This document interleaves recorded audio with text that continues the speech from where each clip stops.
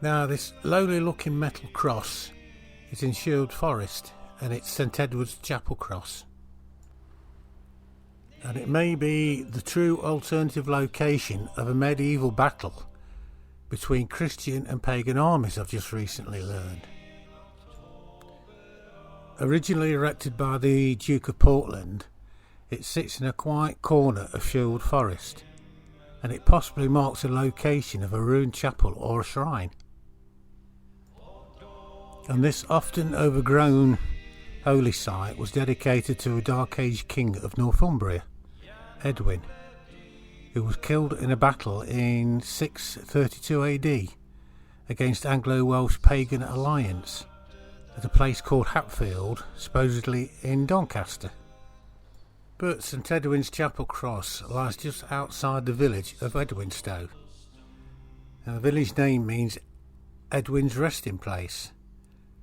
So called that because the King's cortege stopped there on its way to York after the Battle of Hatfield, possibly at the site marked by this cross.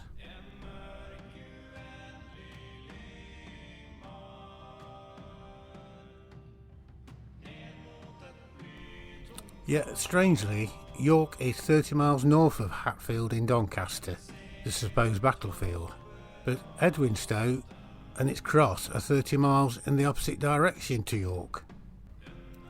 So does the location of this cross hint that perhaps the true site of the decisive battle was somewhere else entirely? So scholars and others in the know have zeroed in on a place they think may hold the clue to the true location of the battle. And it is the area around Cuckney, which is only 3 miles from the cross and was historically known as Hatfield, the word being the Old English name for heathland clearing. Now the reasons they were looking at Cuckney was because in 1951 extensive mining operations were due to take place just beneath St Mary's Church in Cuckney, and it had been necessary to reinforce the foundations of the ancient building. And a remarkable discovery was made when the contractors unearthed more than 200 skeletons, all of young men buried together there. Since neither women or children were present, this looks very much like victims of a major battle, which must have once been fought nearby. Unfortunately, for whatever reason, there was no time for proper archaeological investigation, which sounds wrong. So it leaves the question, who were this mysterious dead band of brothers?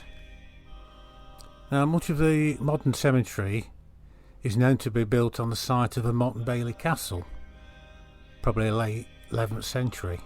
So anyone who lived there would have been very unlikely to have buried hundreds of men on their doorstep.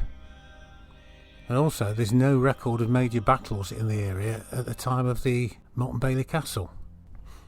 So it's strongly been suggested that they may have been killed at the Battle of Heathfield in 633 AD. Now this was when King Edwin of Northumberland was defeated and killed in a fierce battle on the field called Heathfield on the 12th of October. But it was apparently an Elizabethan antiquarian who decided that the 7th century battle must have been at Heathfield in Doncaster, South Yorkshire. Now back in the Anglo-Saxon times, the area between Nottingham and Worksop was heavily forested. Sherwood was massive, so a field of heather would have stood out as a suitable place for a battle. And it's also been said that since Doncaster was longer established as a Roman town, it seems likely that any battle fought near there should have been named the Battle of Doncaster, which makes sense. But even more significantly, there's still a Hatfield Grange just near Cuckney, which says a lot, doesn't it? Another interesting thought is that since Sutton Hoo historic dig just before the Second World War, the most significant Anglo-Saxon discovery has been the Staffordshire hoard found near Lichfield in 2009. It was a large collection, mainly of bejewelled sword decorations, as I guess the iron would have been reused for fighting, and buried to conceal them by one of the kings of Mercia, possibly Penda. Also in this hoard was a magnificent gold cross. It's crumpled out to shape to make it easy to bury, I guess. It is feasible that such items were the booty or reward taken from fortunate Edwin and his men, who may have fallen at Cuckney. So all this archaeological evidence for the existence of the mass grave, tantalising close to the reported location of Edwin's resting place, has led 21st century historians and archaeologists to investigate whether the location of one of Britain's final pagan victories over a Christian army ought to be entirely rethought.